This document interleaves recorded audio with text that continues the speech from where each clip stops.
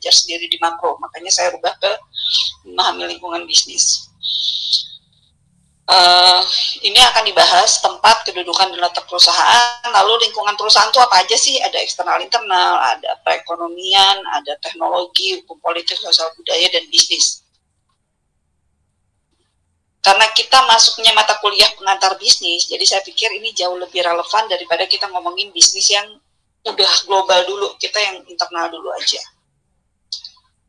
Kita lihat di tempat kedudukan. Gimana sih sebetulnya sebuah bisnis dilihat tempat kedudukan dan letaknya tuh apa yang membedakan ketiganya itu. Kalau kita lihat biasanya satu perusahaan dilihat apakah si perusahaan itu berdiri posisinya adalah sebagai pusat atau sebagai cabang. Kalau dibilang tempat kedudukan perusahaan, biasanya ini adalah pusat dari perusahaan. Biasanya dibikin di sebuah pusat perusahaan, itu biasanya dibuat di satu tempat yang memang akses kemana-mananya lebih mudah. Contoh, Freeport itu lokasi segala macam kegiatannya itu adanya di Irian Jaya, tetapi kantor pusatnya dia bukan di Irian, kantor pusatnya di Jakarta. Karena apa? Untuk mengurus segala sesuatunya lebih mudah di Jakarta.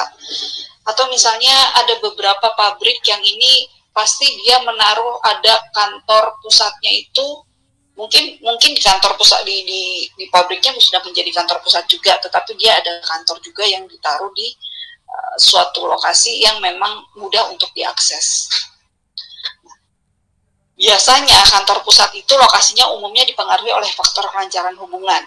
Biasanya adalah seperti itu. Jadi jarang sekali orang mau bilang, oh kantor pusatnya ada di bagian mana, sementara dia kalau urusannya ke Jakarta, itu biasanya akan susah gitu ya. Jadi biasanya ditaruhnya di tempat yang memang ada lembaga-lembaga yang bisa mereka approach dengan mudah.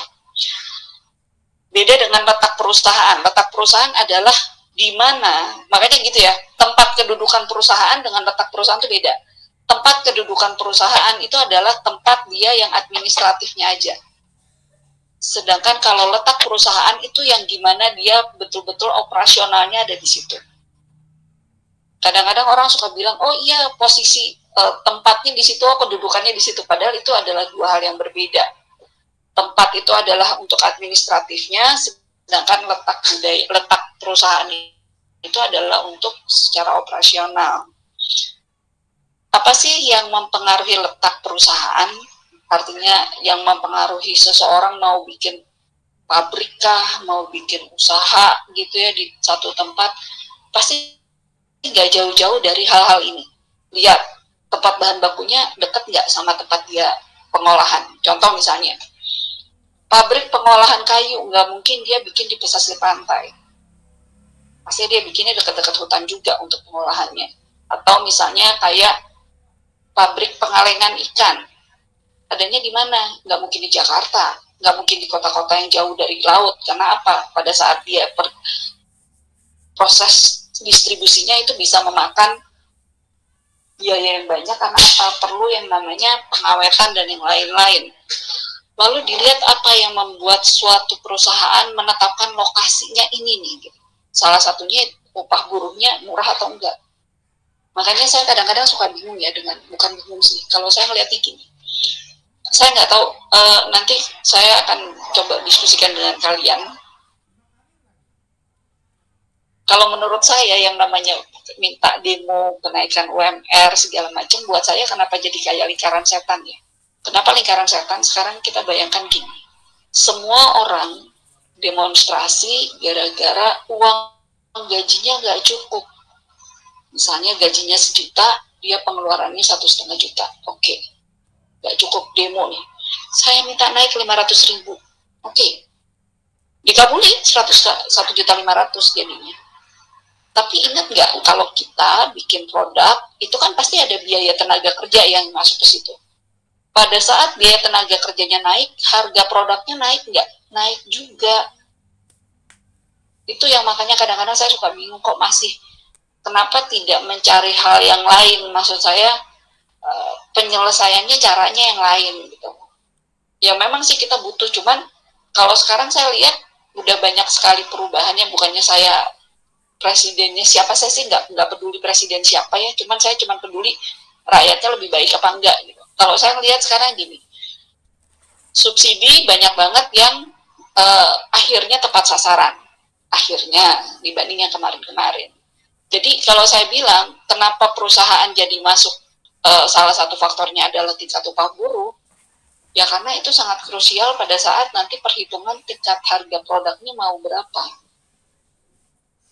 Kalian kalau bisa kita ingat gini ya, kenapa banyak perusahaan investasi asing yang akhirnya angkat kaki dari Indonesia? Mereka akhirnya larinya kemana? Vietnam. Ya karena di sini begini. Tidak, karena apa? Sebagai pengusaha, kita kalau tidak bisa memprediksi tingkat kenaikan upah buruh, itu usaha kita berantakan. Ingat ya, kemarin kita sempat belajar apa? Pengantar manajemen. Kita gabung nih sama pengantar manajemen. Ada perencanaan di situ. Pada saat kita bisnis, ada perencanaan harga, ada perencanaan biaya. Pada saat kita tidak bisa memprediksi biaya yang kita keluarkan, lalu kita mau jualannya gimana? Kita mau memprediksi apakah nanti balik modalnya gimana? Gitu. Lalu faktor yang mempengaruhi letak perusahaan, ya kita punya tanahnya di mana, lokasi ininya, lokasi ininya gitu ya, di mana, harga tanahnya sih, lalu pajaknya berapa, lalu tingkat bunga, kenapa pengaruh ke letak perusahaan? Ya kita tahu, misalnya seperti ini, pada saat kita menaruh satu pabrik atau membuat suatu pabrik di lokasi yang memang lumayan mahal harganya, bayar pajaknya mahal, itu akan berpengaruh. Kenapa berpengaruh pada tingkat bunga? Karena biasanya perusahaan itu pinjam uang ke bank. Kalau tingkat bunganya lagi tinggi, mereka akan berpikir ulang untuk investasi di tempat yang mahal. Karena apa?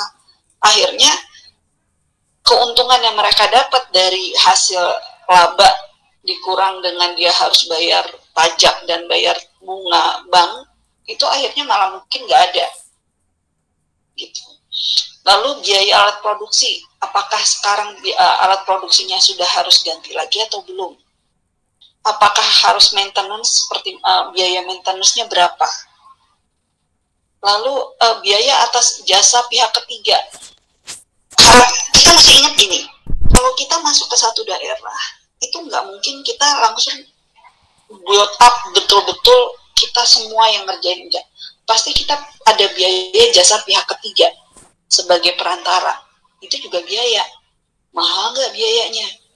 Inilah yang mempengaruhi letak perusahaan mau ditaruh di mana. Contoh misalnya, kalau kita ambil kasus luar negeri, kenapa sekarang Jerman atau negara-negara Eropa sekarang tuh pada teriak banyak banget pengangguran?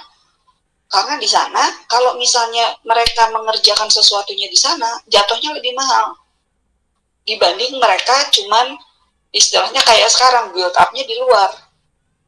Contoh kayak Jepang deh, Yamaha, Honda motor, perakitannya di mana? Di Kerawang.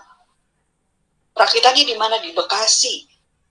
Karena apa? Tenaga kerjanya jauh lebih murah daripada mereka meng-hire orang di sana. Gitu. Ya, jadi faktor ini yang mempengaruhi letak perusahaan.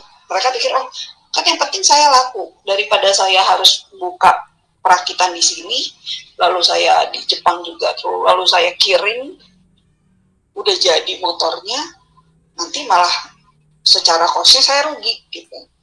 Ya, ini kita ngobrol soal tempat, kedudukan, tadi bedanya apa, dan ini baru tempat dan kedudukan, dan faktor apa sih sebetulnya yang mempengaruhi letak.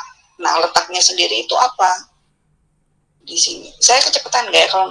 Kalau kecepatan tolong bilangin ya. Sebetulnya letak perusahaan itu apa sih? Dibagi jadi apa?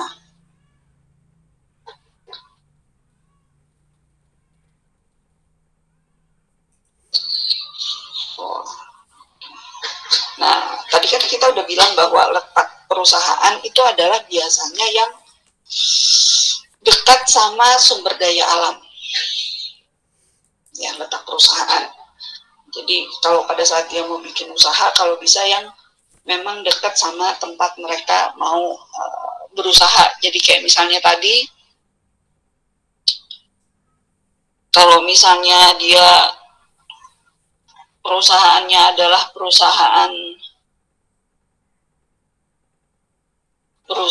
apa ya, perusahaan kayu gitu ya, misalnya pertambangan perkebunan, ya dia harus bikin juga tempat di situ supaya apa, ketersediaannya lebih mudah kalau mau ngambil apa bahan bakunya. Lalu kalau misalnya dia mau bikin usahanya yang terkait dengan seni, dengan ini, ya pasti letak perusahaannya harus di tempat yang berkaitan dengan sejarahnya. Contohnya kayak perusahaan batik, perusahaan kerajinan. Perusahaan batik saya nggak pernah ngelihat perusahaan batik di Jakarta. Karena apa? Batik Jakarta nggak ada. Perusahaan batik adanya di mana? Di Jogja, Solo, Bali. Karena apa? Memang mereka ada budayanya di situ. Bukan berarti di Tangerang nggak ada. Batik Tangerang, khas Tangerang ada nih, ada, iya saya tahu. Tapi dari sejarah kalau kita dengerin ngobrol soal kerajinan dan yang lain-lain, pasti orang bilangnya Jogja, Solo, Bali, mana lagi?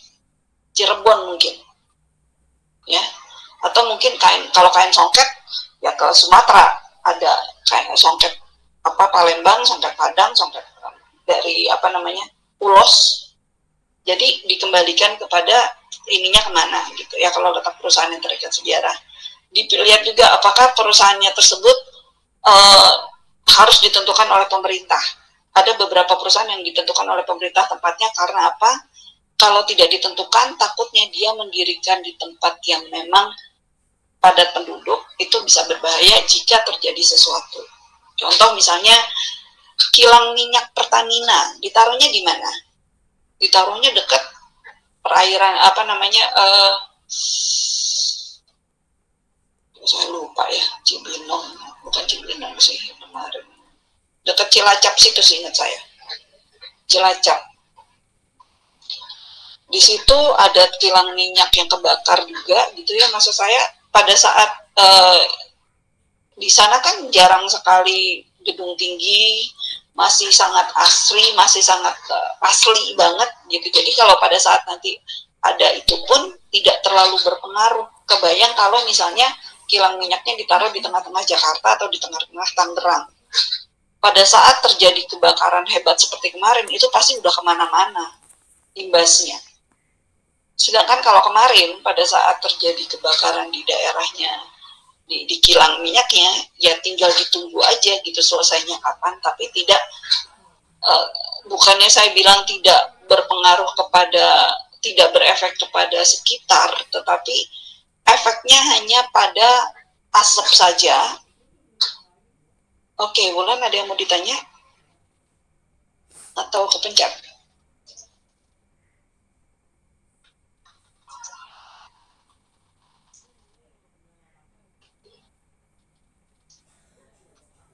Wulan ada yang mau ditanyakan atau kepencet ini? Hands up-nya? Oke. Jadi gini ya, saya kembali lagi kepada perusahaan yang letak usahanya ditentukan oleh pemerintah. Contohnya kayak usaha bahan kimia, peternakan juga dipastikan harus tempatnya yang beda ya. Kalau misalnya usaha peternakan yang kayak di Tapos kan peternakan, betul-betul peternakan daerah Bogor. Di kota-kota besar saya rasa jarang, harus betul-betul yang memang, karena apa, di situ ada limbahnya. Ya. Lalu letak perusahaan yang dipengaruhi oleh faktor ekonomi. Ya misalnya ya kayak sekarang deh di kota-kota besar, apa sih sebetulnya yang dibutuhkan gitu. Contoh misalnya usaha catering makanan. Oh nggak mungkin kalau usaha catering makanan ada di daerah biasa. Kenapa? Kalau di daerah biasa rata-rata orang semua masak. Yang usaha catering makanan paling laku itu di daerah perkotaan. Kenapa? Karena mereka sibuk, orangnya pada sibuk semua, tidak sempat masak, tidak sempat menyiapkan makanan, makanya butuh catering. Tetapi kalau di luar kota, di mana kotanya mungkin kotanya belum besar-besar banget, kota-kota kecil, jangankan butuh catering. Pada saat nikahan aja, itu mereka biasanya nggak nyewa catering, mereka masak barengan. Gitu ya, bayar orang buat masak, biasanya malah kayak gitu.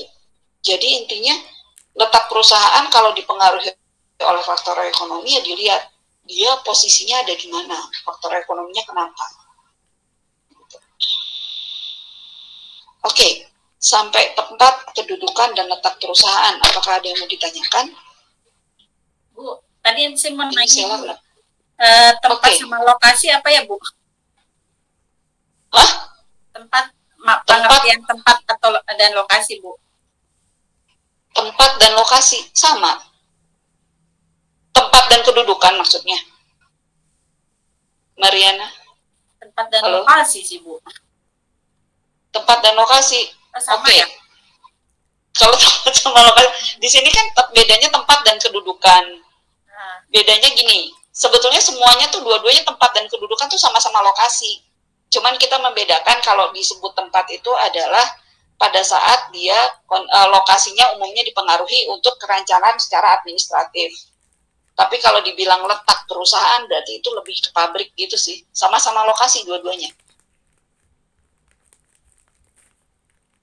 Oke, Bu. Makasih. Sudah jelaskah? Iya, Bu. Mari. Masih. Beneran? Oke, sip. Ada lagi yang mau ditanyakan? Intinya sama ya, tempat dan kedudukan tuh dua-duanya lokasi. Cuman biar nggak pusing atau biar untuk membedakan, jika kita bilang, oh tempatnya di mana tempat perusahaan, maka itu yang dimaksud dengan tempat perusahaan adalah tempat dia untuk lokasinya betul-betul untuk kelancaran administratif dia, gitu loh. Sedangkan kalau dibilang letak perusahaannya di mana, baru kita berpikir, oh letak perusahaannya lokasi, berarti itu yang ditanyakan adalah lokasi pabrik atau lokasi secara operasionalnya. Gitu. Dua-duanya sama-sama lokasi. Oke, terima kasih Mari. Yana, ada lagi yang mau ditanyakan?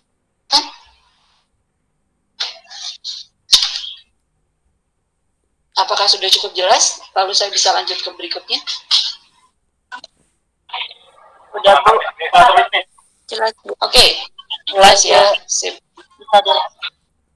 Baik, kita lanjut.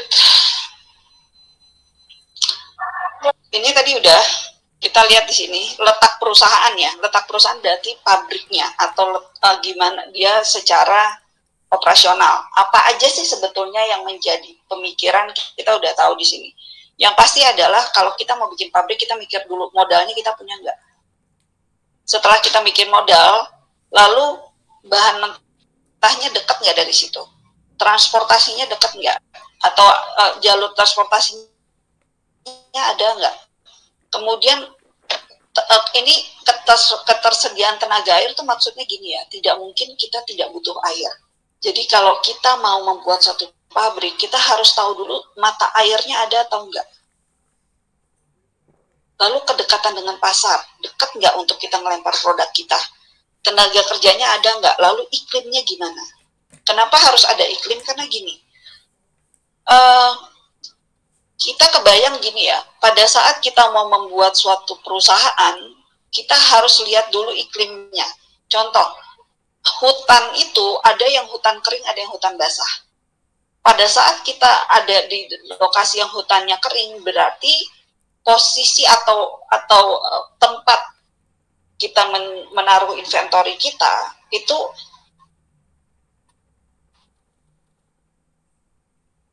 harus dilihat dulu gitu loh. Dilihatnya apa? Tidak ada kayu itu lama ada di sana. Tidak akan membuat lebih kering kayunya. Nah, berbeda kalau misalnya kayunya kita dapat dari hutan yang basah, berarti kan kayunya udah lembab dulu. Pada saat kayunya lembab, nah itu penyimpanannya gimana supaya tidak rusak, karena pola penyimpanan kan berbeda. Itulah makanya kalau letak perusahaan, kenapa ada kesesuaian iklimnya harus seperti itu.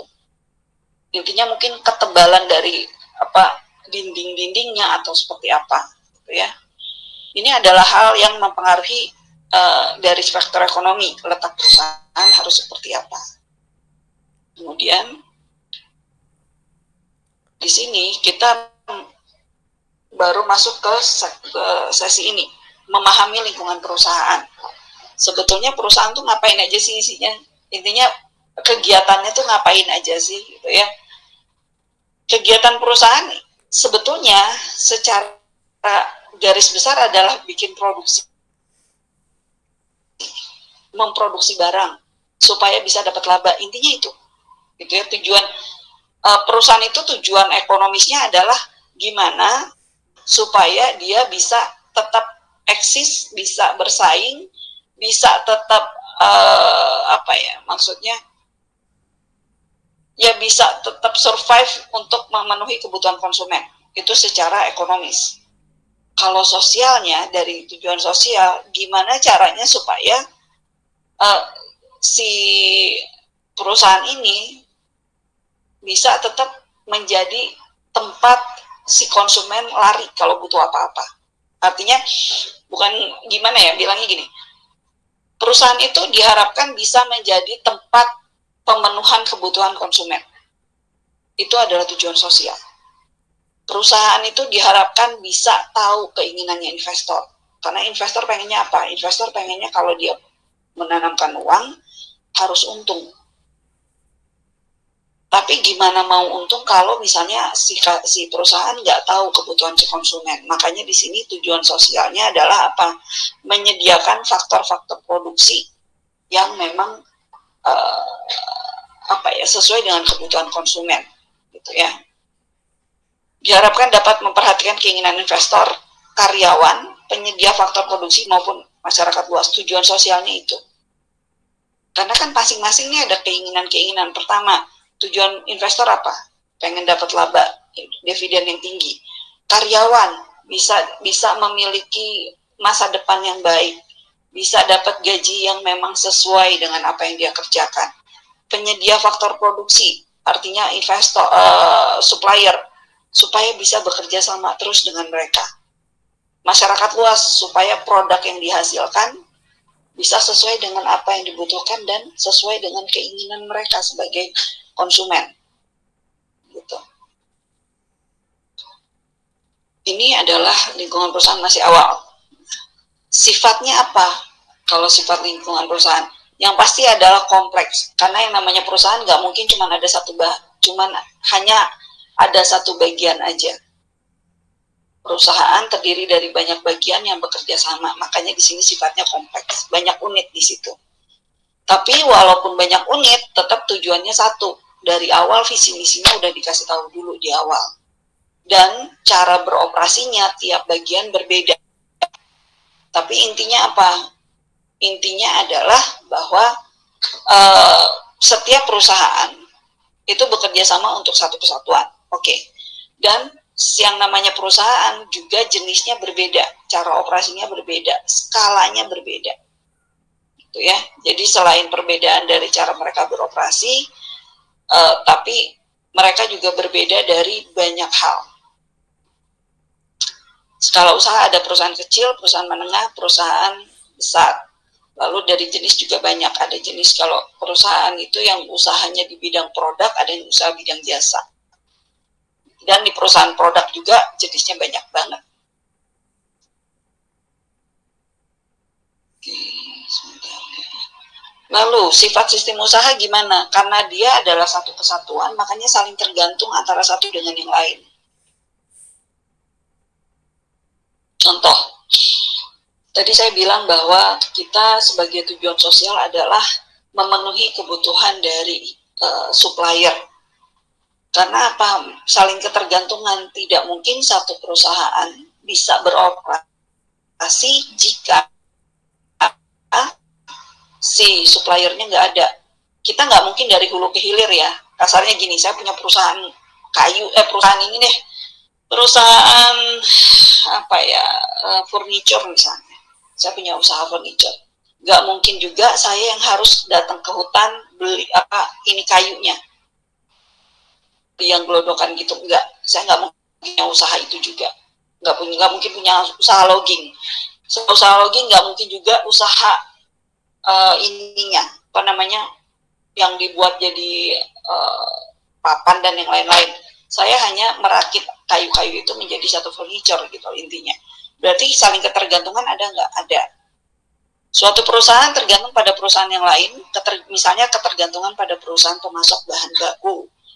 Dalam internal perusahaan juga terjadi ketergantungan bidang produksi, tergantung juga sangat bidang produksi sangat tergantung pada bidang penjualan. Berapa banyak dia mau menjual baru diproduksi. Jadi tidak dalam produksi dulu baru nanti dijual, karena udah beda sekarang ya. Sudah bukan yang sistemnya produksi massal. Dinamis, agar dapat bertahan, perusahaan harus dapat beradaptasi dengan perubahan, itu yang pasti. Perusahaan yang nggak bisa beradaptasi, itu adalah perusahaan yang memang, kalau saya bilang, untuk sekarang, hidup segan mati tak mau. Maksudnya apa tuh Bu? Maksudnya ya, kalau kita lihat sekarang, banyak nggak perusahaan yang akhirnya stagnan kayak gitu aja? Banyak. Yang udah berpuluh-puluh tahun segitu-gitu aja, banyak. Tapi ada nggak perusahaan yang baru keluar, tapi udah, wow, langsung kedengeran sama konsumen, itu juga banyak. Gitu ya. Perusahaan harus dinamis agar dapat mempertahankan eksistensinya di masa depan. Contoh yang paling gampang gini deh. Kita tahu bahwa kalau kita ngelihat sekarang kafe lagi booming ya, Kalau kita ngobrol gitu, orang rata-rata cuma dua, satu kopi kenangan, yang satu lagi saya kemarin lupa, bukan Starbucks ya, kopi. Oke, saya lupa kopi yang satu lagi, karena kebetulan mahasiswa saya meneliti soal itu. Jadi ada dua, kopi A dengan kopi kenangan. Yang dilakukan kopi kenangan supaya dia eksistensinya cepat atau tetap ada, apa yang dilakukan sekarang? Yang dilakukan dia bikin kopi kenangan yang sistemnya apa? Yang bisa buat retailer, artinya bisa di toko-toko biasa udah dibikin botolan. Itu dinamis nggak? Oh, dinamis banget usahanya berarti. Tidak hanya diam di toko aja, tidak hanya diam di kafenya aja, tapi udah bisa kemana-mana. Istilahnya kalau orang pengen beli dengan rasa yang mirip gitu ya, walaupun tidak pasti berbeda dengan rasa aslinya kalau kita datang ke tempatnya langsung. Tapi kalau mau mencicipi kopi yang rasanya kayak apa di kopi kenangan, ya kalian bisa beli sekarang ada di Indomaret, ada di Alfamart, ada di minimarket manapun ada. Nah, itu adalah salah satu sistem usaha yang dinamis. Perusahaan harus dinamis supaya mempertahankan eksistensinya. Kenapa saya bilang dengan dia membuat itu menjadi kemasan botol, eksistensinya jadi lebih baik? Sekarang kita pikir aja seperti ini. Pada saat seseorang tadinya mau datang ke kafe, atau tadi mau nongkrong dulu deh di kopi di mana, kafe mana gitu ya. Terus dia, tapi mau beli barang dulu nih. Lalu dia pergi, dia lihat di cool box itu, ada nih kopi kenangan. Oh, ini yang biasa saya beli, ya udahlah daripada saya jauh-jauh ngopi, saya beli ini aja. Eksistensinya berasa banget. Akhirnya apa? Dia sudah tanpa sadar, si kopi kenangannya di botol ini sudah mengalahkan persaingan dengan kafe yang benar. Gitu. Jadi harus dinamis kita kalau punya bisnis, ya lihat kira-kira customer butuhnya apa. Oke, kita masih ke sini, sistem usaha. Ini ada lingkungan eksternal dan internal pada saat kita mau usaha. Kita pasti ketemu, dan saya yakin Bapak Ibu sekarang udah paham lah yang kayak gini. Ada mikro, ada makro. Kalau secara eksternal itu adalah faktor yang ada kegiatannya di luar perusahaan, tapi mempengaruhi perusahaan. Faktor eksternal adalah faktor-faktor yang terjadi di luar perusahaan, tetapi dia mempengaruhi dalam perusahaan. Contohnya apa? Peraturan pemerintah pengaruh nggak? Pengaruh. Pajak pengaruh nggak? Pengaruh. Kemarin ada gempa bumi, pengaruh nggak? Pengaruh keadaan alam. Nih, kita lihat di sini. Eksternal berarti faktor di luar perusahaan ya. Secara makro dan mikro. Kalau secara mikro apa? Berarti yang berhubungan langsung dengan perusahaan. Contohnya apa? Pemasok. Kalau pemasok bilang, aduh maaf ya, bahan bakunya nggak ada, perusahaan berhenti nggak? Berhenti. Perantara, itu juga. Kalau, aduh saya sekarang udah nggak bisa bantuin lagi nih, saluran distribusinya udah kepake sama si ini, selesai udah. Teknologi. Kalau kita menggunakan teknologi yang salah, pengaruh nggak semua ke produksi? Pengaruh. Pasar, itu juga pengaruh. Dari adanya COVID sekarang, pengaruh nggak? Pengaruh banget ke bisnis. Lalu, kalau kondisi makronya apa? Keadaan alam. Lihat, politik gimana? Pada saat politik kita lagi aman, nggak ada masalah. Yang namanya masalah ada, tapi tidak seperti pada saat lagi kerusuhan tahun 98 misalnya, atau tidak saat inflasi gila-gilaan tahun 66, atau apapun itu. Pada saat politik dan hankam tidak terlalu berpengaruh, bisnis pun tidak akan terlalu berpengaruh. Lalu peraturan, perekonomian, tingkat pendapatan masyarakat turun atau naik, pendidikan dan teknologi. Kenapa pendidikan masuk ke makro? Karena kalau misalnya orang-orang yang tidak berpendidikannya lebih banyak, nanti kita dapat tenaga kerjanya juga nggak begitu bagus mutunya. Lalu sosial dan budaya, kependudukan, demografinya gimana, hubungan internasional gimana, kurs dan yang lain-lain. Semua ini lingkungan eksternal yang berpengaruh terhadap perusahaan. Walaupun, ingat ya, walaupun tidak secara langsung ada di perusahaan itu masalahnya, ada di dalam. Tapi dia di luar yang mempengaruhi perusahaan. Itu eksternal. Yang internalnya apa? Yang internalnya ini. Faktor yang berada di dalam kegiatan produksi, itu pasti. Apa aja? Ada tenaga kerja. Tenaga kerjanya, lingkungannya, seperti apa lingkungannya, apakah kalau yang berhubungan dengan tenaga kerja misalnya kayak gini. Aduh, lingkungannya nggak kondusif nih, lingkungannya pada saat kerja nggak aman, tidak nyaman. Akhirnya membuat karyawan itu happy nggak kerjanya? Enggak. Kinerjanya akan turun. Pada saat kinerja turun, hasilnya produktivitasnya gimana? Ya pasti turun otomatis. Lalu upahnya, upah dan gaji tadi kita udah bahas juga. Peralatan dan mesin-mesin apakah sudah sesuai dengan kebutuhan? Apakah peralatan dan mesinnya itu masih istilahnya up to date atau tidak? Lalu permodalan seperti apa? Bahan baku juga, kita mau ini sebagai apa nih bahan bakunya? Istilahnya apakah kita dari bahan mentah lalu kita bahan setengah jadi? Atau kita misalnya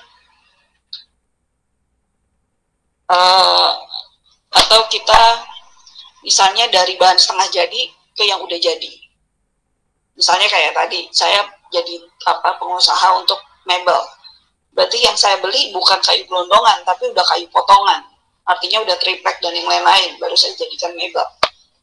Lalu dengan sistem informasi dan administratif itu juga menjadi acuan keputusan manajemen. Jadi harus faktor yang di lingkungan itu kalau internal adalah yang berhubungan dengan ini. Beda dengan yang eksternal, karena ini adalah yang betul-betul terjadi di dalam perusahaan. Oke. Ya, kita ke sini dulu. Ini adalah lingkungan eksternal internal dilihat dari fungsi operasi dan manajemen. Ini fungsi operasinya, lihat. Ada pembelian, produksi, pemasaran, dan yang lain-lain. Fungsi manajemen yang kemarin kita udah belajar ya. Planning, organizing, actuating, controlling. Ini operasinya. Oke, sampai di sini. Sebelum saya ke berikutnya, apakah sudah cukup jelas? Atau ada yang mau ditanyakan? Silakan. Apakah saya terlalu cepat?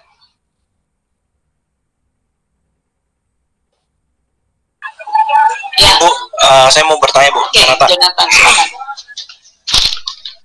Iya, di tahun 2018 itu pernah kejadian, kalau kita dengar Sariwangi itu 2 perusahaan itu bangkrut kalau nggak salah, karena pembelian mesin untuk kalau bisa dibilang kan masuknya ke dinamis tuh untuk berkembang. Nah, dia itu dia termasuk salah di faktor eksternal atau internal, Bu? Kalau kasusnya Sariwangi, waktu itu ya, yang Sariwangi kan? Iya. Oke. Betul. Yang kasus Sariwangi itu sebetulnya gini, itu adalah sama seperti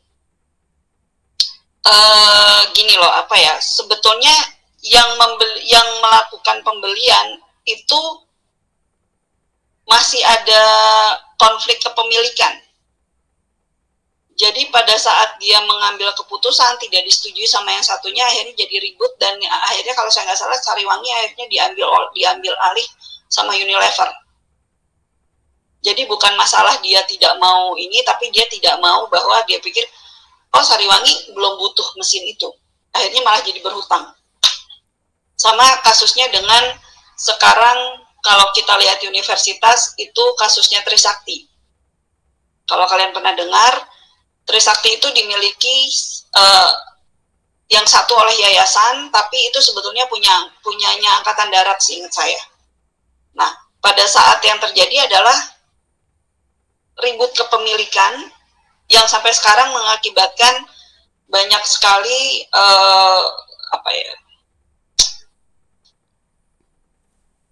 yang kalau lulusan dari sana ijazahnya agak susah buat keluar karena bingung siapa yang mau tanda tangan di ijazah. Sama seperti itu Jonathan jadi kasusnya. Jadi pada saat dia beli, ini misalnya PHK yang beli, dia tidak koordinasi dengan pihak B yang memang punya kalau saya bilang paten itu punyanya si B ini gitu loh. Jadi pada saat si manajemen main beli aja, si A ini nggak mau karena dia pikir ini merugikan dan lain-lain, makanya akhirnya mesinnya nggak dipakai. Gitu, itu yang terjadi setahu saya. Tapi nanti saya akan cobain lagi, nanti saya balik ke kamu.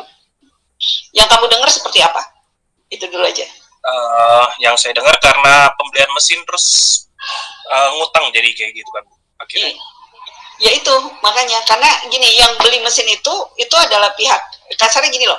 Yang beli mesin itu kalau saya bilang itu kan adalah dari pihak direksi, tapi tidak bicara dulu sama komisaris, kasarnya gitu deh. Jadi pada saat komisaris bilang, oh kita nggak perlu mesin karena kita mau jual ini gitu, akhirnya malah jadi rugi. Berarti salahnya di faktor internal ya, Bu? Iya. Bukan masalah mesinnya. Oke. Thank you, Bu. Tapi nanti saya coba cek ya, saya takut salah juga, nanti coba saya cek, minggu depan saya balik lagi ke kamu. Terima kasih. Siap, makasih Bu. Ya, ada lagi? Ada lagi yang mau ditanyakan? Silakan. Saya ini ya, kalau ada yang mau ditanyakan segala macam free aja, nggak apa-apa, karena mumpung masih di kelas, kita mau ngobrol-ngobrol, mau nanya sesuatu kayak tadi Jonathan, Bu kasusnya ini gimana, kasus ini nggak ada masalah gitu, cuman memang terus terang saya harus cross check ulang apakah yang diingatan saya benar atau enggak, makanya minggu depan saya akan bilang bahwa oh ini sebetulnya kondisinya adalah seperti ini. Jadi kalau saya bilang kalau di internal itu komunikasi gak jalan, itu pengaruhnya banyak banget. Makanya kemarin saya pada saat kita ngobrol ke pengantar manajemen, komunikasi adalah yang pertama. Oke, ada lagi? Sudah cukup, saya bisa... Dari... Oke. Aku, Bu, aku. Oke, Lili, silakan. Aku mau tanya, Bu, kan tadi kan yang pas awal pembahasan itu penempatan tempat pabrik produksi ya. Itu kan ditentukan di kota ya. Itu kalau kayak gitu, Bu, dari perusahaan itu mempertimbangkan nggak ya pembuangan limbah yang mereka hasilkan? Karena kalau yang aku alamin tuh pabrik dekat sekitar rumah aku itu asap pembakaran karetnya sebenarnya ngeganggu banget sih. Apa itu nggak termasuk yang mereka pertimbangkan ya? Mereka buka pabriknya di sini atau di mana gitu? Ya, itu aja, Bu, makasih. Oke, sekarang pertanyaan saya, Lili, itu pabriknya gede apa enggak? Nah, pabriknya CV sih, Bu, tapi lumayan. Bukan, CV? Iya. Oke. Maksud saya gini, yang kita masuk sekarang ini lingkungan bisnis bukan CV, karena kalau CV itu saya cuma melihatnya nggak terlalu besar, dan dia bisa naruh di mana aja, dan mohon maaf, jangankan CV, perusahaan besar aja terkadang untuk pembuangan limbah mereka nggak mikirin loh. Iya, benar. Ya, bukan masalah ini. Itu balik ke tanggung jawab masing-masing. Makanya saya sangat berharap sekali angkatan-angkatan kalian, angkatan-angkatan setelah saya nanti kalau bisa tanggung jawab sosialnya agak lebih baiklah daripada angkatan saya. Amin. Karena saya tuh beneran ya, yang ngaco juga ada banyak gitu ya, yang bener juga ada gitu. Cuman yang ngaco jauh lebih banyak kalau untuk seperti itu, karena Contoh misalnya kayak gini deh, waktu itu ada kasus di, saya lupa ya, pernah waktu itu saya bahas itu, pembuangan limbah di satu laut, pembuangan limbah merkuri di satu laut, dan akhirnya satu daerah tuh semuanya terkontaminasi karena kan anak-anaknya makan ikan dari situ segala macam. Dan mereka setelah udah tahu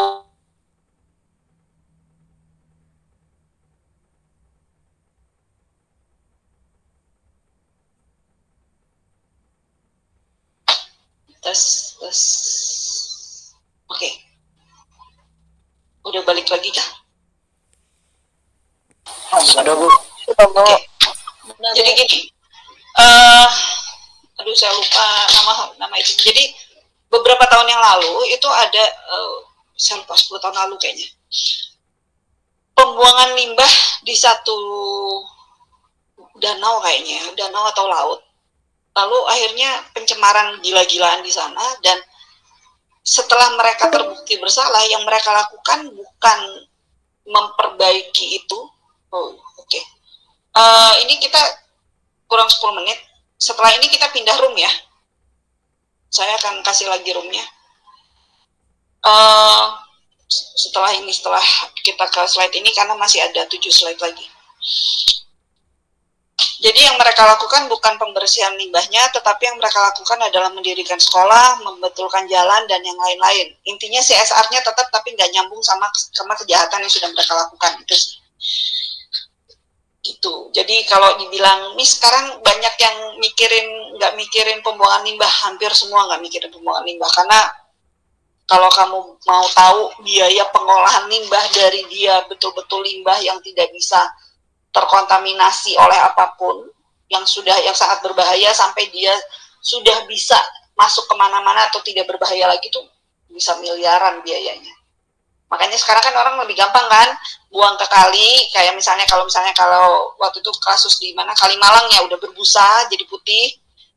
Atau kalau ke daerah Bekasi itu saya ingat banget daerah Wisma Asri, kalau mau masuknya itu ada setelah dari stasiun tuh belok kiri, itu baunya setengah mati karena dia nggak tahu apa buang ke kali, dan air di sana terkontaminasi jadi kuning airnya. Oke, kita keluar dulu ya. Oh iya, saya tanya dulu, sampai sini sudah cukup jelaskah sebelum termasuk lingkungan perekonomian? Oops, sorry.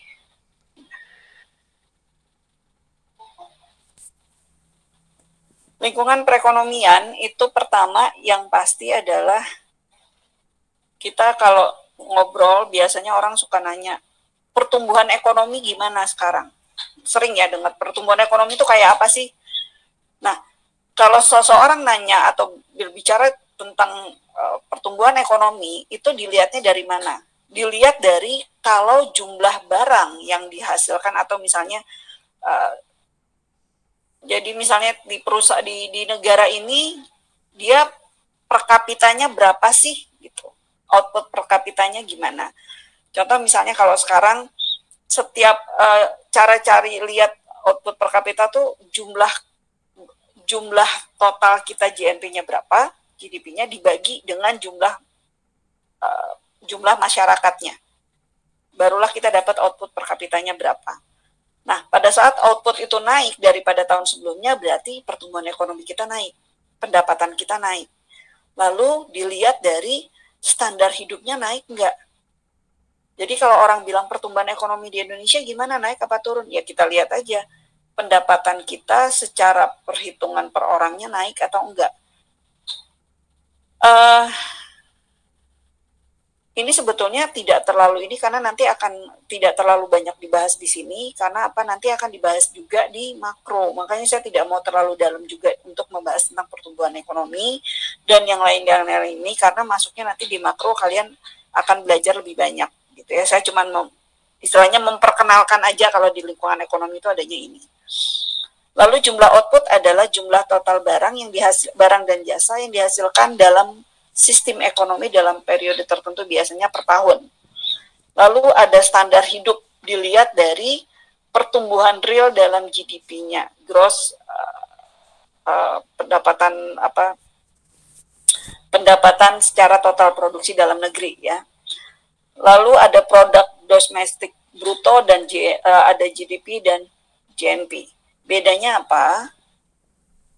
Kalau GDP adalah semua nilai total barang yang diproduksi di dalam negeri. Jadi betul-betul di dalam negeri aja. Baik itu diproduksi oleh WNA atau WNI, tapi di dalam negeri.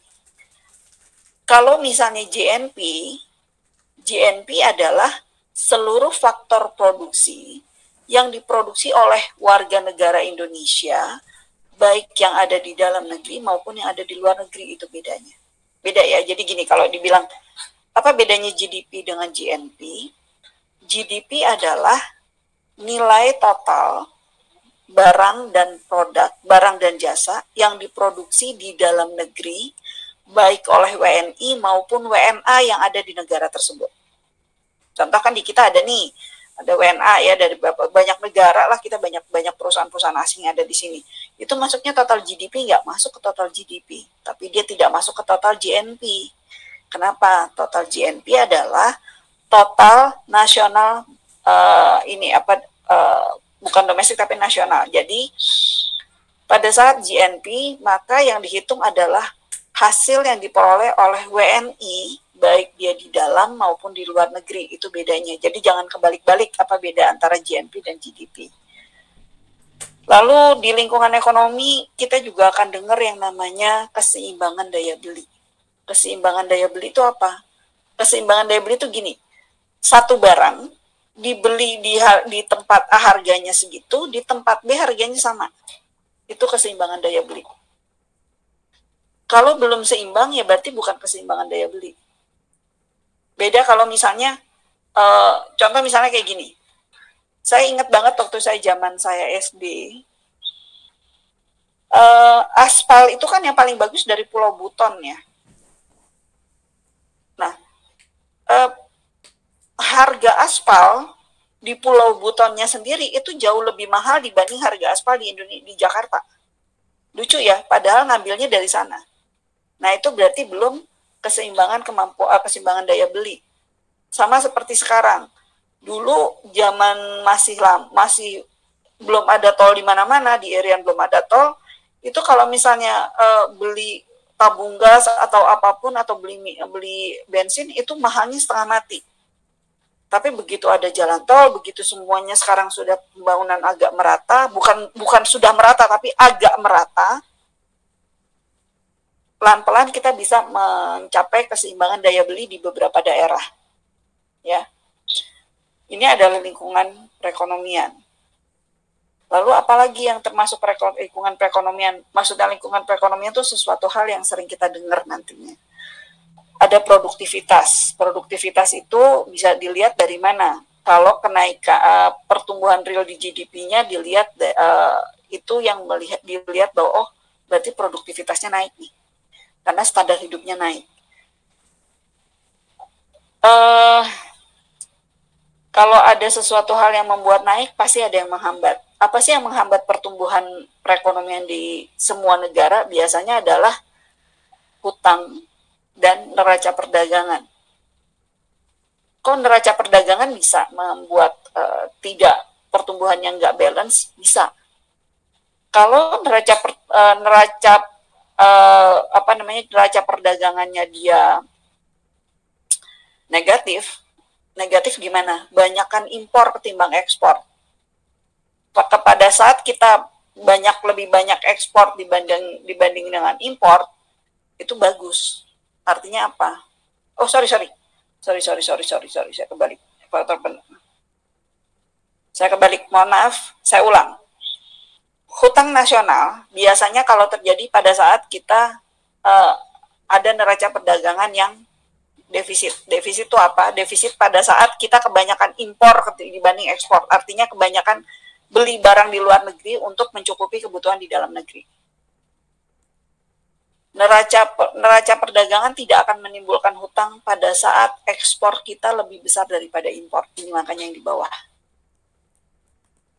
Ya. Neraca dan hutang nasional itu yang menghambat pertumbuhan. Tapi neracanya yang mana dulu? Kalau neraca positif bagus, karena nggak bakal ada hutang, kita malah dapat pemasukan. Tetapi pada saat neracanya adalah yang defisit, yaitu yang bermasalah. Makanya kemarin kalau bisa dibilang banyak banget kasus di mana kita untuk pemenuhan banyak sekali melakukan impor. Contoh, beras banyak banget kita impor dari Vietnam, padahal kita pemenuhan harusnya bisa di negara kita sendiri. Banyak sekali kasus-kasus kayak gitu.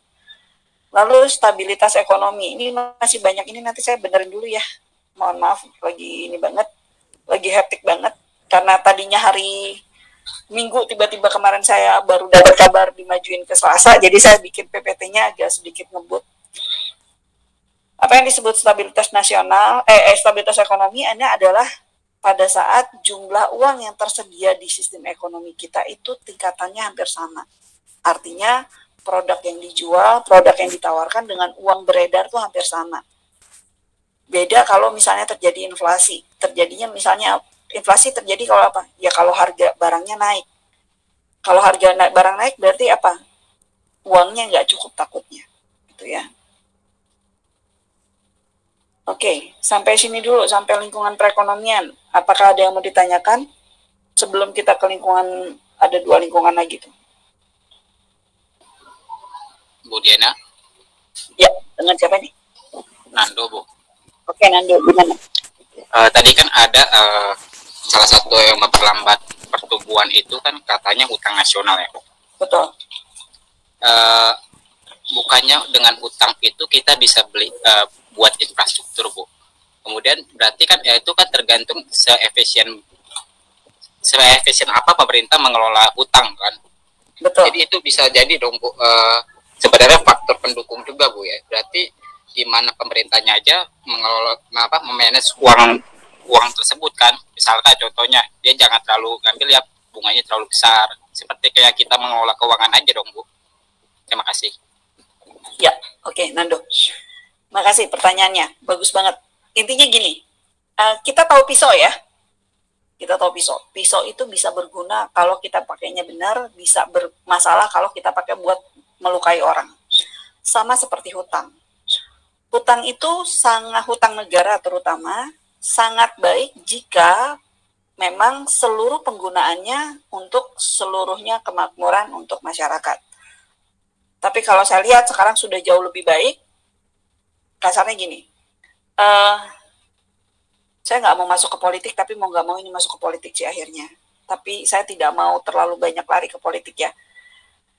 Intinya gini, pada saat kita membuat suatu hutang, oke, nggak ada masalah, memang bagus jika penggunaannya tepat, betul kata Nando tadi. Berarti kembali ke pemerintahnya, kembali ke sana. Tapi harap diingat, kita kemarin belajar POAK, ya, planning, organizing, actuating, controlling. Apakah POAK itu dijalankan dengan benar? Nah, itu yang jadi tanggung jawab kita sebagai masyarakat untuk mereview itu betul atau enggak, gitu. Dan saya apa ya? Kalau saya bilang saya nggak tahu usia bapak-bapak ibu-ibu sekarang, tapi saya mengetahui dari tahun zamannya Orde Baru sampai Orde sekarang, kalau saya bilang pelaksanaan untuk KPK korupsi itu jauh lebih baik sekarang daripada zaman dulu. Zaman dulu betul-betul nggak kelihatan soalnya, agak susah untuk dilihat. Jadi untuk hutang pun yang kita tahu itu zaman dulu hanya ini diambil sektor swasta sekian, diambil sektor ini sekian, tapi semuanya jadi hutang negara, itu yang kita tahu. Dan itu menakutkan karena sampai kalau kita hitung sekarang anak baru lahir pun udah ada hutangnya sebetulnya. Tapi kembali lagi bahwa saya berharap angkatan kalian jauh lebih baik dalam mengelola apapun, gitu ya. Jadi kalau bisa dibilang hutang boleh, nggak ada masalah selama penggunaannya benar dan memang sesuai dengan apa yang direncanakan. Makanya saya bilang sekarang sudah lebih baik karena apa? Pembangunannya dari mulai reformasi ini ya, bukan hanya presiden yang sekarang, dari mulai reformasi ini pembangunannya sudah lumayan merata.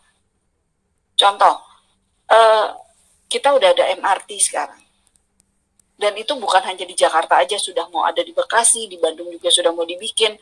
Intinya terus tol bukan hanya lingkungan kota-kota besar, sekarang sudah bisa kemana-mana lebih cepat. Gitu. Dan banyak hal, kalau saya bilang dengan adanya hutang jauh lebih positif sih memang. Saya mengakui, tapi kembali lagi itu judulnya hutang.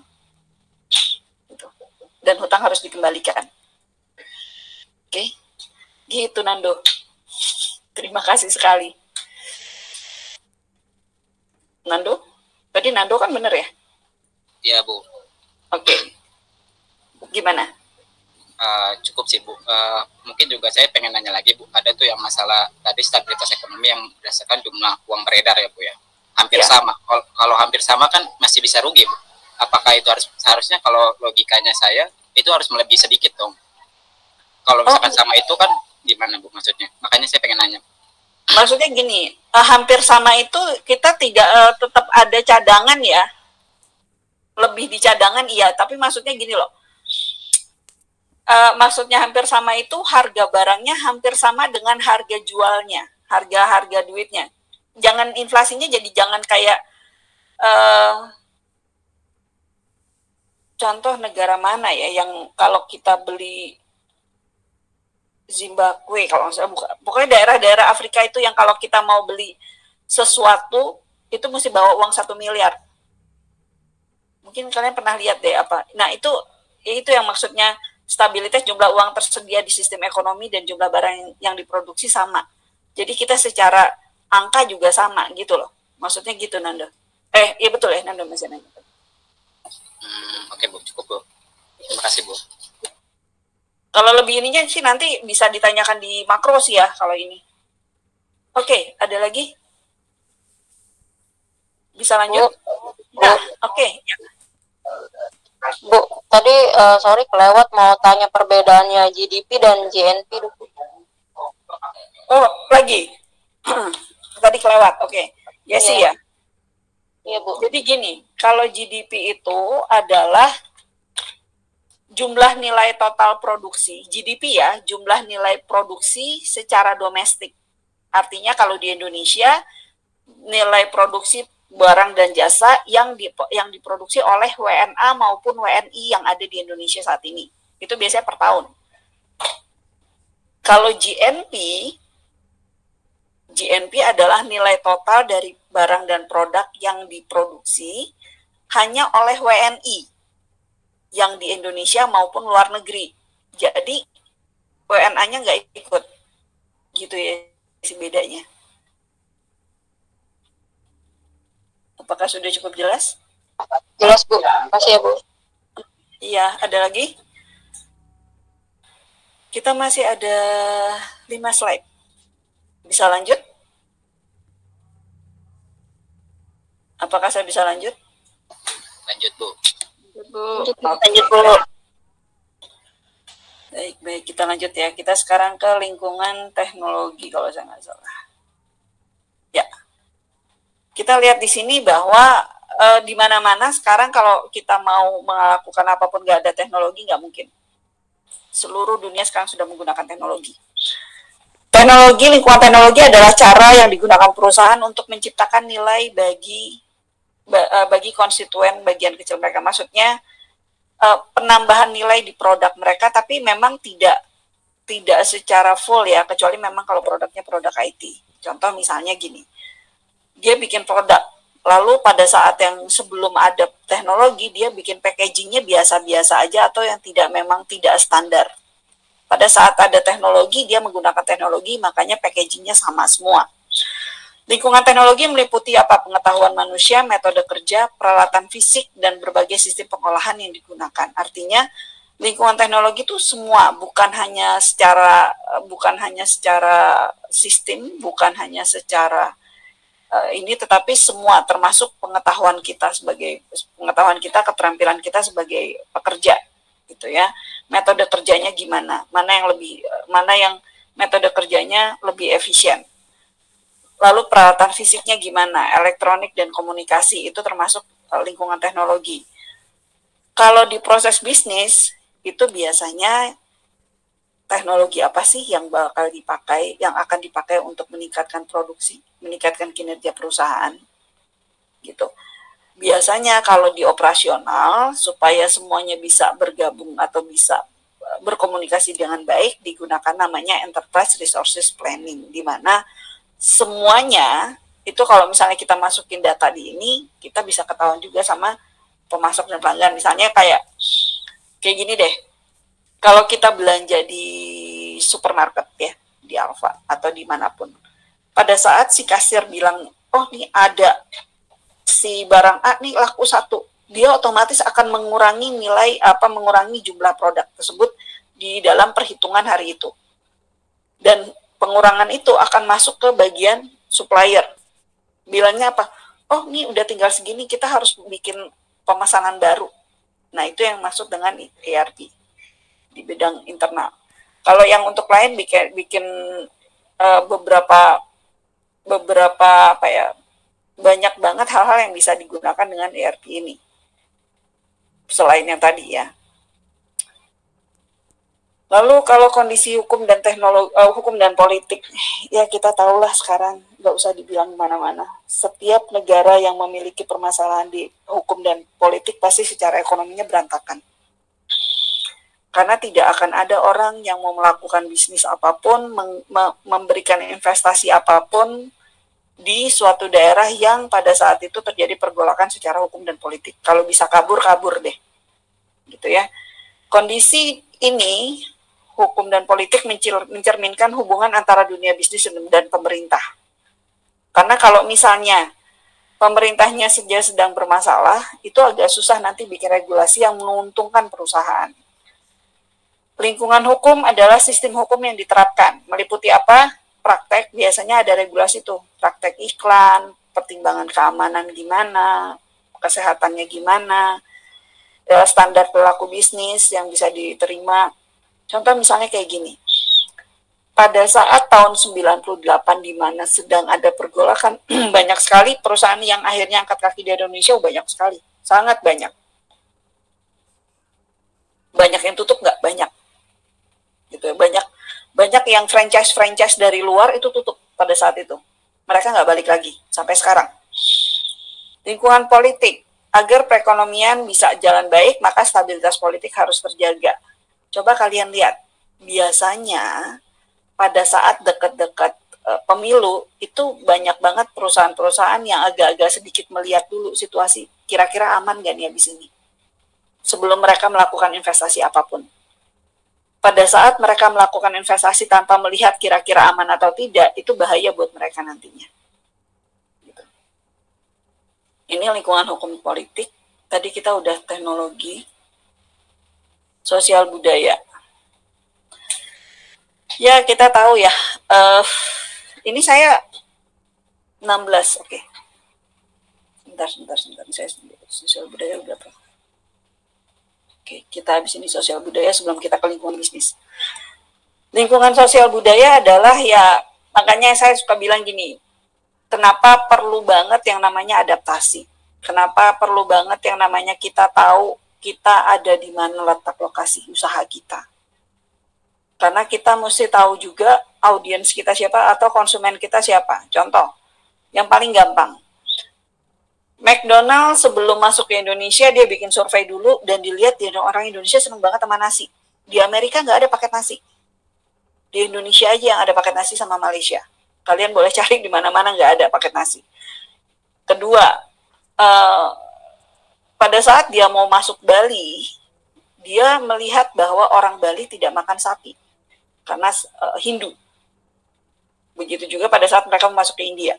Akhirnya yang dimasukkan apa? Bukan sapi. Banyak ada yang, pokoknya berbagai macam, yang penting tidak menginikan adat istiadatnya mereka, supaya mereka bisa diterima di situ. Gitu ya.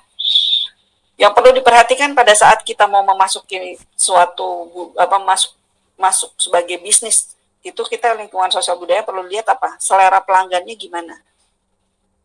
Kedua, cara penggunaan produknya gimana sama pelanggan? Ketiga, apa ya, kalau saya bilang gini, kadang-kadang kita mesti lihat juga si daerah ini ngelihat pekerjaan sama kita tuh, sama perusahaan kita seperti apa sebelum kita masuk ke sana. Jangan ngerasa, oh saya udah pasti masuk nih, karena kan saya gede. Contoh kayak tadi saya kasih tahu contohnya McDonald. McDonald pada saat dia bisa masuk aja gitu. Kalau dia, tapi dia lihat dulu di sana yang laku apa. Dia lihat dulu satu daerah mandang pekerjaan sama organisasi dia gimana. Orang pada saat itu kan, ya McDonald jualannya burgernya ayam, burgernya sapi. Kita kan nggak boleh makan sapi, ya udah deh, nggak usah lah, nggak bakal makan di McDonald. Tapi ternyata pada saat dia masuk ke sana beda menunya gitu. Dia adaptasi dengan di situ. Praktek perilaku etika dan tanggung jawab sosial juga masuk di situ. Artinya setiap orang, setiap konsumen saat ini itu sangat memperhatikan perusahaan-perusahaan yang memperlakukan seluruh anggota atau seluruh aset perusahaannya termasuk karyawan dengan beretika, tidak dengan penindasan kasarnya ya, dan dia punya CSR yang baik terhadap masyarakat. Makanya kadang-kadang kalau misalnya perusahaan yang baik pada saat di masyarakat sekitar lagi ada kegiatan apapun, biasanya mereka suka menyumbang. Supaya apa? Supaya bisa diterima di tempat tersebut.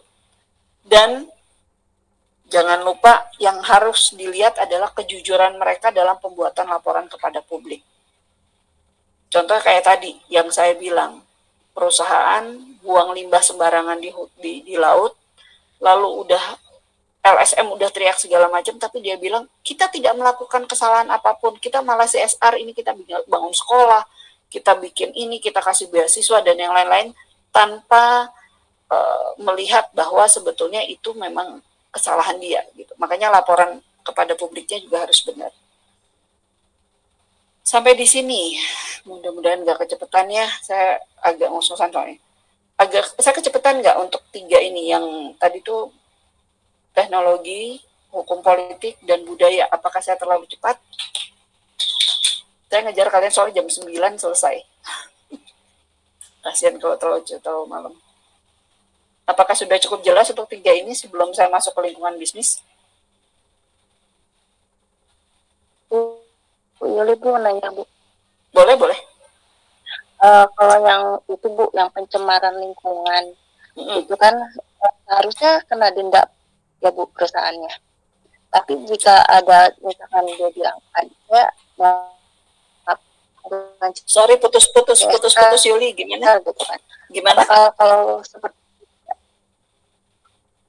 yang pencemaran lingkungan, Bu, pencemaran lingkungan, itu kan bukan seharusnya dikena ya perusahaannya. Harusnya kena. Iya. Harusnya kena denda. Jika perusahaan itu yang Ibu bilang, misalkan telah memberikan CSR seperti yang lain, misalkan CSR-nya di pemberian yang lain, apakah tidak dikenakan denda ya? Kalau misalkan dia bilang, saya kan tapi sudah melakukan CSR, gitu. Apakah itu harusnya tetap kena denda ya? Kalau kamu nanya ke saya sebagai orang yang berpengaruh, misalnya untuk hal itu, saya kenain dendanya 2 kali. Kesatu karena apa? Kesatu karena dia sudah tidak melakukan hal yang memang seharusnya. Pertama, dia dihukum karena dia tidak membuat satu sarana untuk pengolahan limbah yang baik, supaya tidak berbahaya kepada masyarakat. Kedua, membuang limbah sembarangan. Yang harus dia lakukan adalah membersihkan kembali tempat pembuangan limbah itu sampai aman. Jadi bukan dengan pas begitu dia bikin sekolah, kalau dia bikin sekolah itu udah beda lagi urusannya. Yang dia lakukan sekarang kesalahannya apa? Kalau dia membuat sekolah, dia itu memang tanggung jawab dia sebagai CSR dia. Tapi itu tidak memperbaiki kesalahan yang dia buat gitu loh, Yuli. Jadi gini, itu dia kalau saya bilang sekarang orang bela dirinya gitu, saya baik kok, saya nyumbang ini, tapi saya ngerampok dari tangan dengan tangan kiri, saya nyumbang pakai tangan kanan gitu ya. Itu beda hal, nggak bisa digabung. Kalau kiri salah ya udah kiri gitu, kalau kanan mau nyumbang ya udah gitu loh. Kalau menurut saya, kalau ya, bisa diproses ya, Bu ya. Iya, tapi kembali lagi, kan yang di atas-atas bukan saya. Kalau saya yang di atas, itu kena semua gitu. Cuman masalahnya kan waktu itu saya nggak tahu gimana, akhirnya kasusnya tidak di apa ya, kalau saya bilang, kita nggak pernah dengar lagi. Kita nggak pernah dengar lagi, sama seperti kasus rusaknya Raja Ampat waktu itu, sama jangkar kapal dari, kalau saya nggak salah, punya Amerika apa punya Australia, itu terumbu karangnya rusak, banyak banget, berapa kilo terumbu karang di Raja Ampat rusak gara-gara itu. Dan saya nggak tahu apakah itu hasilnya mau perbaikan terumbu karang itu kan, karena berapa puluh tahun ya, apakah sampai sekarang masih dilaksanakan konversinya apa enggak gitu, Yuli. Itu ke dalam lingkungan hidup ya, Bu? Iya, betul. Oke, tadi Nando ada yang mau ditanyakan lagi?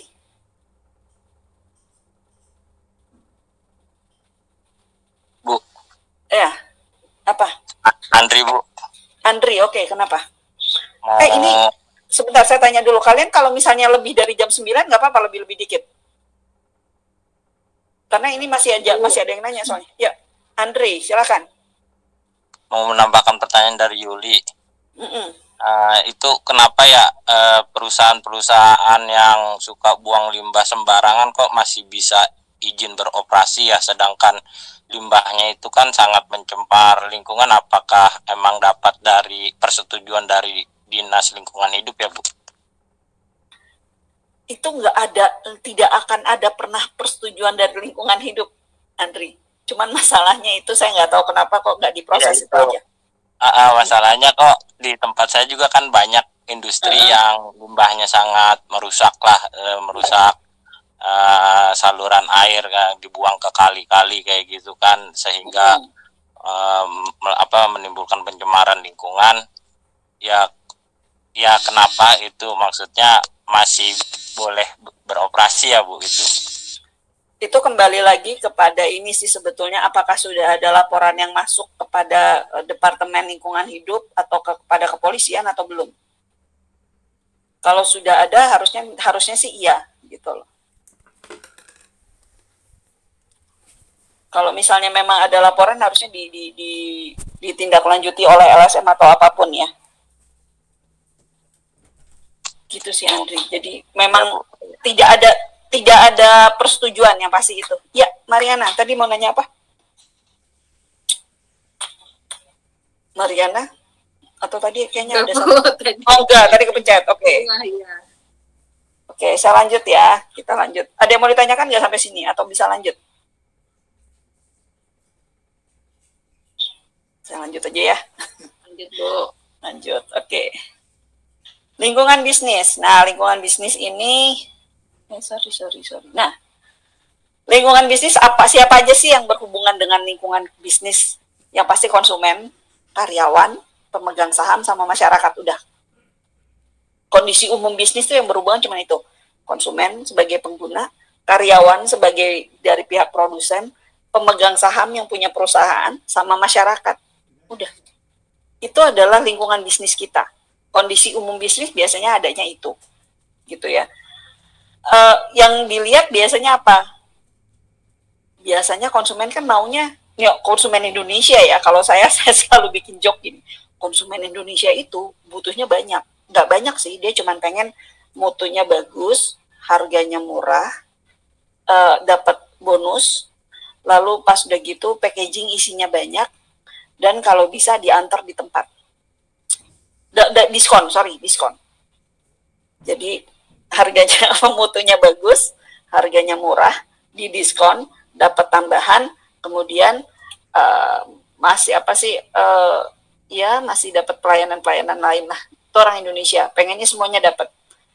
Karyawan harap dilihat bahwa pada saat kita menjadi karyawan, kita harus di lingkungan bisnis itu kondisi kerjanya lentur atau tidak terikat jam kerja, tapi gaji sesuai dengan keinginan yang kita mau kan itu ya, sebagai karyawan, betul nggak sih? Kalau bisa saya hari ini kerjanya karena saya ada urusan, saya datang jam 9, nanti saya besok pulangnya jam berapa, nggak ada jam kerja, pengennya itu. gaji sesuai dengan keinginan, tapi nggak mungkin, gitu ya.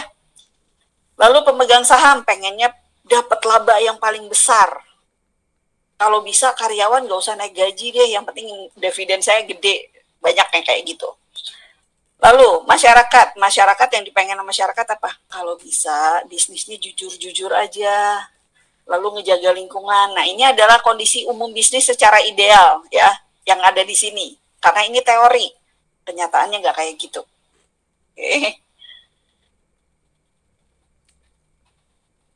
Daniel, ya ada yang mau ditanyakan Daniel atau kepencet lagi? Bu, kalau masyarakat itu belum tentu konsumen ya? Belum. Karena gini, contoh misalnya gini deh, yang jualan sampo banyak ya, banyak. Lalu saya pengguna sampo A, tapi saya bukan pengguna sampo B. Saya sebagai masyarakat, tapi bukan konsumen, betul nggak? Iya, betul. Iya, gitu maksudnya. Oke, Bu. Oke. Ada lagi sebelum saya ke lingkungan bisnis secara inovatifnya? Saya senang kelas ini rame. Kalau misalnya memang mau ada yang ditanyakan langsung aja. Oke, kita langsung ya. Gimana caranya supaya kita bisnisnya oke? Kita bisnisnya lebih mudah, kita bisnisnya lebih menyenangkan.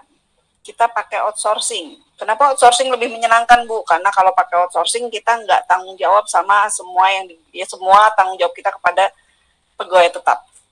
Saya nggak tahu bapak-bapak, ibu-ibu pakai outsourcing atau tidak, tapi pada saat jadi karyawan tetap biasanya kan banyak hal-hal yang mengikuti ya, ada asuransi, ada THR, ada komisi, ada bla bla bla bla macam-macam dibanding kalau kita pakai outsourcing. Tapi secara perusahaan biasanya mereka lebih senang pakai outsourcing karena dia cuma bayar pemasok aja sama distributor untuk melaksanakan proses bisnisnya mereka tanpa mereka tanggung jawab pada pekerja-pekerjanya. Makanya kadang-kadang saya suka bingung kalau ngelihat ada orang demo, itu demonya ke pabriknya, padahal dia outsourcing.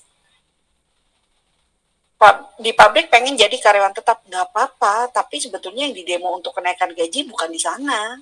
Kalau mau demo kenaikan gaji ya di outsourcingnya mereka bikin penawaran ke si perusahaan, minta dinaikkan gajinya.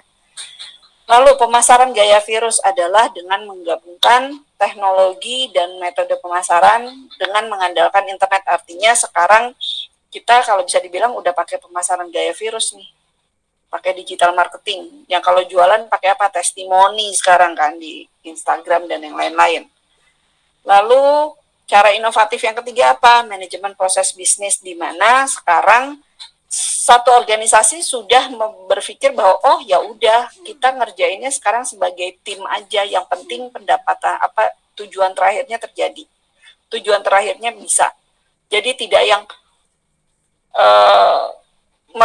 bikin ribet, oh harus lewat departemen ini, harus departemen ini, harus departemen ini. Kalau bisa langsung jalan tol, kenapa tidak? Intinya gitu. Kenapa kalau misalnya harus bisa dipermudah, kenapa harus dipersulit?